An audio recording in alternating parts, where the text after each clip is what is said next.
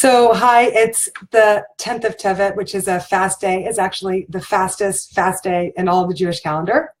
So I just wanted to say a word right now, just open it up to see what comes out, just to try and connect with today and personalize it and see what is a little chunk of meaning that I think that we can take from today as we're kind of we're getting to the end of the fast here.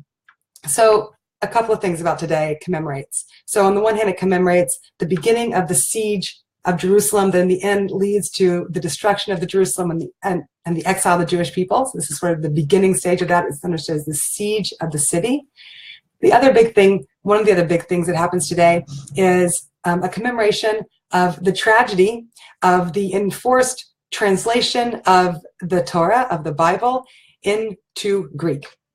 So you can look at that second one and be like, okay, interesting, but why is that like this mournful thing? Because on the one hand, you can see the idea of translation is a really positive thing. Like it takes the Hebrew that, huge amounts of the world can't access and can't read, and it opens it up so that people all across the world can read the Torah and connect with the Torah. And there's huge benefit to that, obviously. And at the same time, this day really is inviting us to bring focus to what's lost in that act of translation.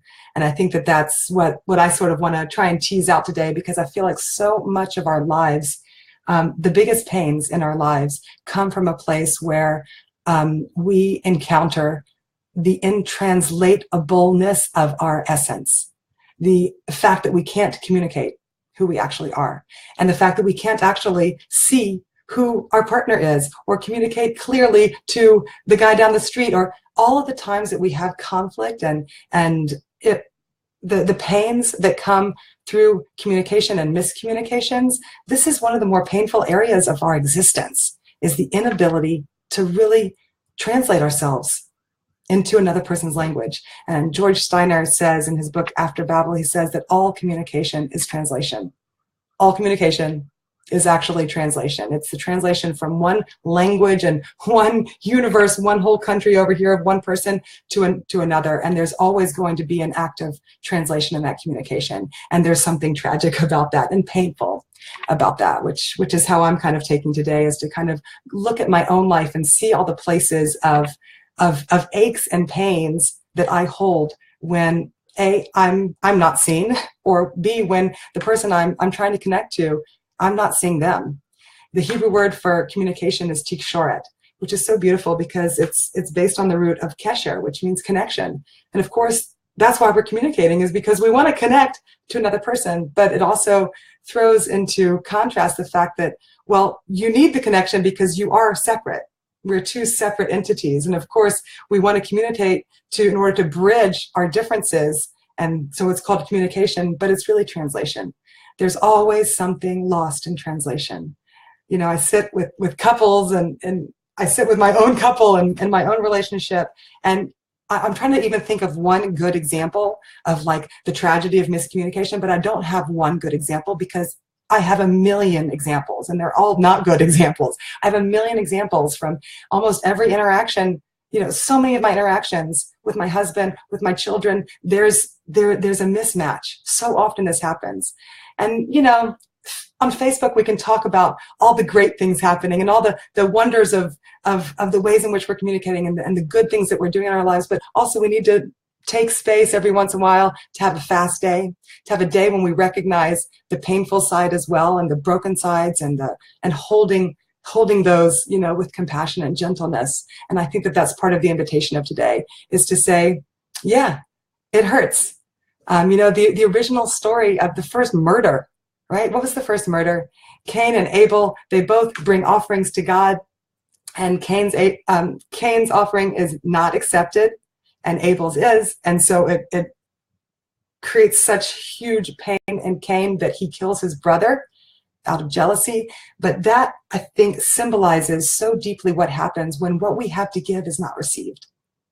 Like that first act of murder comes from a place of what I want to give so badly, and I want to give it as an offering, as a sacred offering, and it's not received. And how we feel, how rejected we feel, how lost, how empty, how worthless we feel when what we have to offer is not received. And I think that that's part of the pain of what's lost in translation. It's like, I so want to give to the person I'm talking to. I want them to see me. I want them to receive what I have to share. And when they don't receive that, God, you know, usually people don't want to then murder the other person, as we see with Cain and Abel, but sometimes it makes us want to murder ourselves. You know, if you really zone in on what happens when you feel rejected, I think that there's this place in most of us. I know I have it in me, where if I'm rejected, it turns into this place of, well, why do I even exist? You know, there's like this, there's this hopelessness that comes when we feel rejected, when we feel like what we have to share is either not received or not able to be received, and unreceivable, unlovable. And I think that a lot of this is what the contours of what we're talking about, with the commemorating the translation of the Torah and the tragedy of that. It's also interesting that we're commemorating the siege of a city. It says that when the Torah is translated, it was like they took a lion and they put it in a cage, and this mighty, fierce creature, this wondrous creature, was, you know, now belittled into this sideshow, you know, this creature in a cage. And in a ways, you can also see that as the encasings in language that we're trying to do to our vast, huge spirits, you know, the lion of our soul. We're trying to encase it in something that can be communicated to the person across from us, but that is just, it sometimes feels like a cage that turns the immensity and the grandeur of who we are into something so small and weak. And it's interesting also that the siege of Jerusalem, what is a siege? It's really like placing a container around this holy city, this holy location, all of a sudden gets a siege put around it, a cage put around it that turns this amazing city into something small, to the point of its own destruction at the ninth of Av. So I feel like there's parallels there to the pains that come when we do try to put ourselves into the cage of words to then communicate to the people around us, and it's not received. Or the pain that comes when we look at a person across from us, or maybe we see our enemy, or maybe it's a person in our own family who we see as our enemy because we've encaged them in a misinterpretation of the grandeur of who they really are. So I bless us that some of the wealth of what we can take from today is just a place where we hold with compassion ourselves in our communications, and we hold with compassion the people that we're communicating with, our loved ones and our not so loved ones, to remember that their communication is really a translation, and most likely a lot of their grandeur is getting lost in it, and to hold that place gently. Have an easy fast.